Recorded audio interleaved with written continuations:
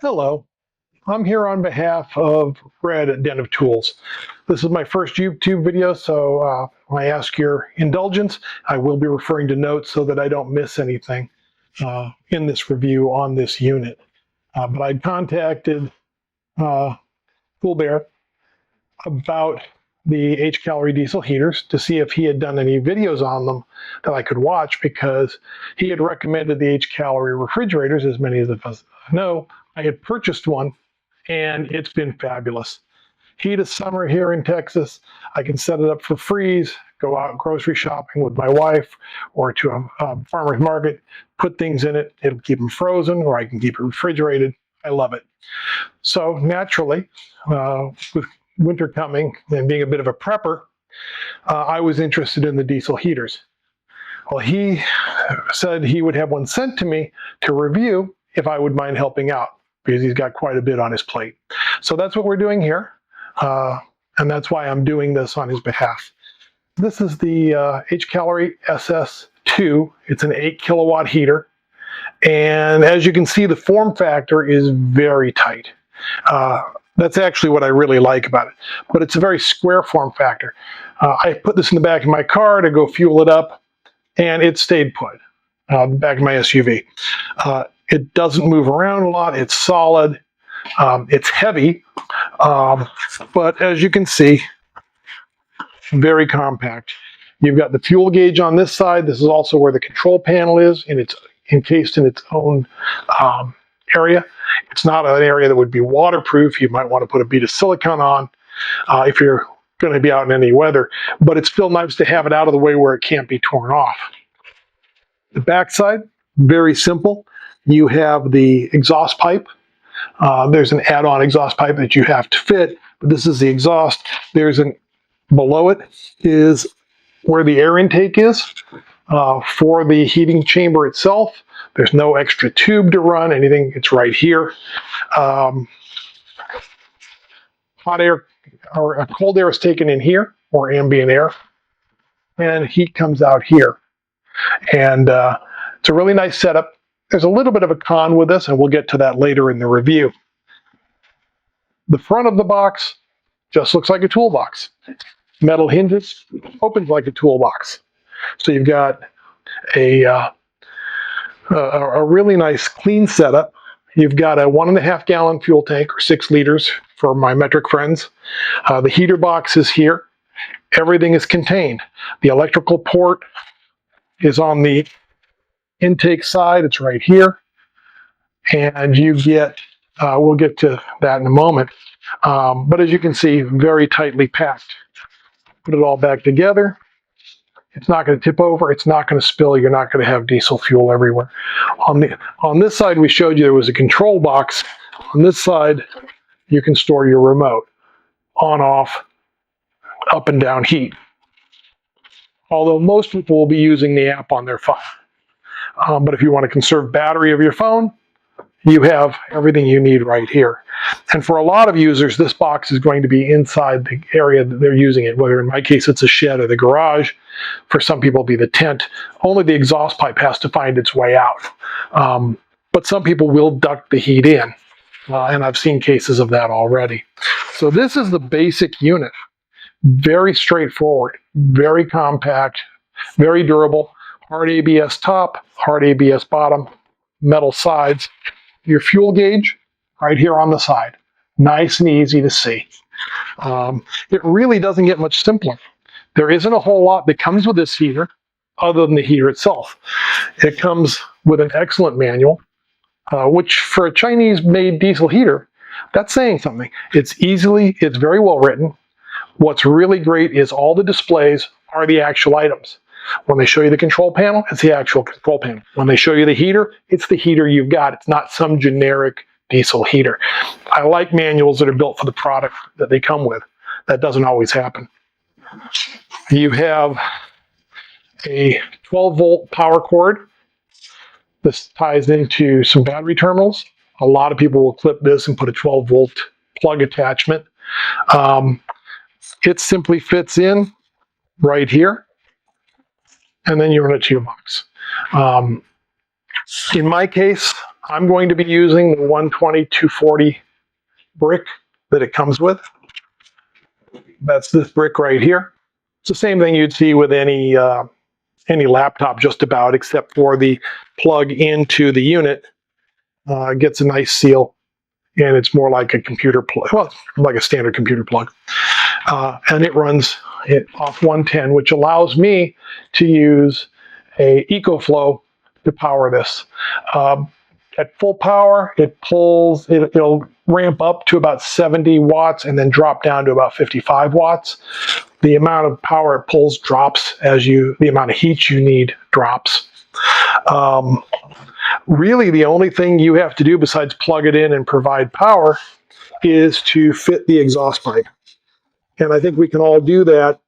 The muffler has a drain side that goes down, and the unit gets put on with a clamp. That'll be in the cons. In general, it's easy, but it does require you to bring a tool along.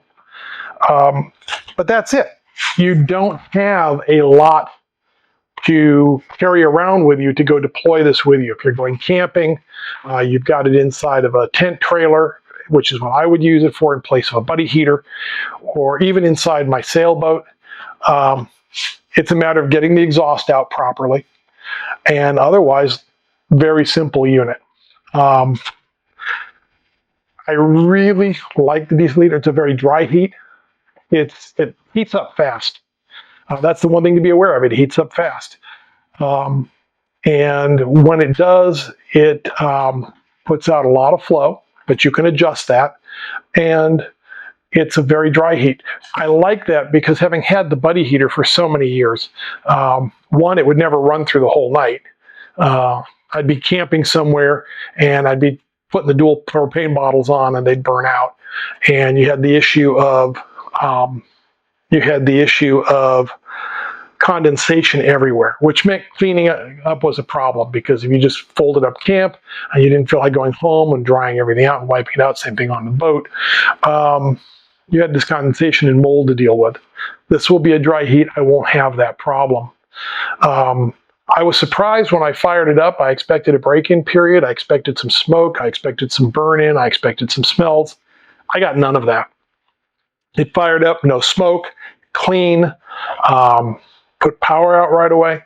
The app, which is available on your Android phone or your iOS phone, is very easy. It gives you a lot of data on the unit. It lets you control the unit.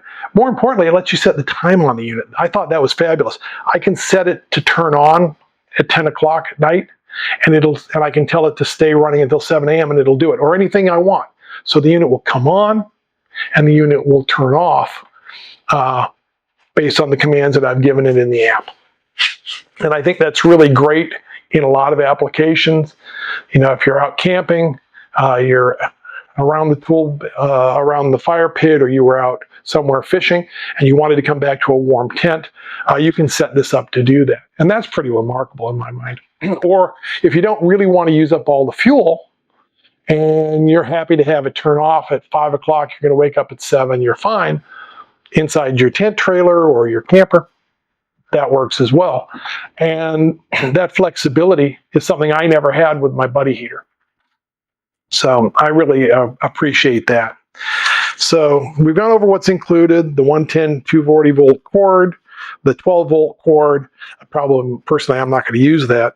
The manual, the key fob for controlling the unit, standard on off. You have a full control panel with all the details you have on the app here. I do recommend, though, that if you're not going to carry the manual with you, and I'm not, that you take an image of the fault codes, so that if it throws a fault code, you know what it is and you know how to deal with it. For the users that have ducted the unit into a tent or a small trailer, the word is get a 3-inch to 4-inch adapter. Those are available in any hardware store, usually for a dryer. Get that adapter and go right to a 4-inch hose. If you don't, especially if you run any length, it'll back up, it'll back pressure, get an error code, it'll shut down. So better safe than sorry, get that adapter. It's going to make your life a lot easier. The unit's doing everything it can to make your life easy. You don't have a lot of parts to assemble. It's not like the old diesel heaters where you had to drill holes and set up the gas tank and everything. This comes ready to turn on. You apply power, put in fuel, turn it on, it runs. And it's amazing in that respect. Like I said, putting the muffler on, putting that on, it's a matter of two provided clamps, but you will need either a nut driver or a screwdriver to tie those down. It would have been nice if they were wing nuts and you could do that so you didn't need any tools at all. But that's a small thing. And so I haven't gotten a lot of use out of it because I live in South Texas and we're in the midst of a heat wave. We should get our first 70-degree day and 50-degree night sometime in the next 14 days. So I'm hoping to get more time with it. I've been waiting about 3 weeks to have that happen, and it hasn't happened yet. Typical South Texas. As far as the dimensions, I think that's important because if you're packing up a Jeep or something, you're going to have space issues. This unit is 15.5 inches long or 39.37 centimeters. It's 11 inches wide or 27.94 centimeters, and it's 10.5 inches tall, which is 26.67 centimeters. And realistically, that will be one of the issues. It really should be about an inch taller on the legs. And the fuel capacity is 1.58 gallons for 6 liters. So according to the manufacturer, I haven't tested this yet. According to the manufacturer, you can get easily an 8-hour night out of 1 gallon at high. If you don't need high, if you're running lower, you'll obviously use less fuel. It's built to operate in a space up to 250 square feet. So, it's a little bit small for the garage, the 400 square foot garage I'm going to use it in, but I think it'll work just fine. And it'll be perfect for the 160 square foot shed that I'll be keeping it in. And then my tent is much smaller, and that'll be great too. For users that have used this in sub-zero temperatures or sub-freezing temperatures, they say you can expect about plus 30 degrees. So if the ambient's 32, you expect to get it up to about 62. If it's in zero, you're just going to get up into the 30s at high. I don't have any personal experience with that, and I suspect unless we have another freeze-ageddon like we did in 2021, I hope not to see that. But at any rate, that's what the couple of experienced users that have taken this out in the field and provided feedback have indicated. For me, that should be great. Sorry for all of the ums, by the way. That being said, let's cover a couple more details here that I want to make sure that we get to.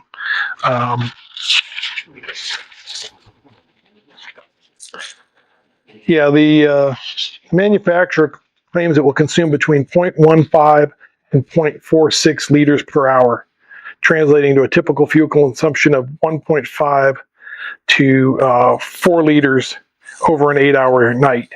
So at 1.5 gallons, you shouldn't have to worry about running out of fuel on a cold night.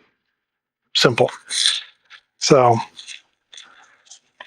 overall, I think that covers the unit itself. I mean, it's amazingly simple. It's and that's what I like. It didn't require any assembly. It arrived. I put an exhaust pipe on it, plugged it in, poured some diesel fuel in it, fired up. No smoke, no smell. It was fabulous. Now, that doesn't mean it's perfect. And while I do recommend it highly, for the uses I have for it and the experience I have for years using other heating methods, to me, a small wood stove and a camper always made me nervous. And the buddy heaters are great, but they suck up propane and they leave a wet surface wherever they are. The pros on this, I've already said, solidly built, metal latches, really great form factor. I mean, come on, it's a toolbox. You can't beat that. it's full of fuel right now, so it's a little heavier than normal or than it will arrive. And you've got the Bluetooth app. That's amazing and letting you fine tune it. You know, you're in your vehicle, you're in your tent. It's got a range of some 100 yards on the Bluetooth. Same for the remote, and you can dial in what you want performance-wise, and you can set time, how long you want it to run. You could conceivably have it turn on while you're getting ready to go to sleep, get in your sleeping bag, and come back and have it turn on before you wake up. You know, it's just hard to beat the flexibility that comes with the app and the unit being attached by Bluetooth. For those who camp at altitude, by the way, again, not a big problem in South Texas. This is good to over 6,000 meters. So, I mean, it's got an impressive capability because it's got a built-in barometer. So you can go up to 19,600 plus feet, and this unit will adjust the fuel-air mixture to run at its optimal. So that's important. There is one other thing that I need to say, and I need to say it categorically. Because of a couple of the cons on this unit, and just general good maintenance, you never want to just unplug it and pack it up. You want to turn it off and let it cycle, because it's going to clean the chamber out in the diesel heating unit, and if you don't, it's going to foul. So let's go through the pros and cons, and you'll understand especially why I consider that important. On the pros, solidly built, really great intelligent thermostat control. The remote itself is solidly built. It doesn't feel chintzy. It is plastic, but it feels good. It's got a ring. You can snatch it onto something or onto your keys, and it will, like I said, go out 100 meters or 300 feet and control the unit. So that's a positive. And it came and arrived, and I worked it immediately. Didn't have to pair anything. You see directions on how to pair these. I didn't have to do that. It was already paired. So that was a plus. And that's, you know, the toolbox design means it's not going to tip over easily. You could trip over it, but you're not going to get it to tip over on its own. And that's a positive for me too, because so many of the diesel heaters are tall, and you may need that form factor if you're wedging it in somewhere, especially for like people who do van camping and what have you. But I like the solidity. I like the way that it is solidly planted. Now, on the con side, and they're not inconsequential, but they're not a deal breaker. So for me, the legs are too short. The legs need to be an inch taller at least. And I say that because, as you can see with this exhaust pipe laying down here over the front of my tool bench, it's right on the deck. If you've got this outside on dry grass, as hot as this thing gets, you might spark a fire.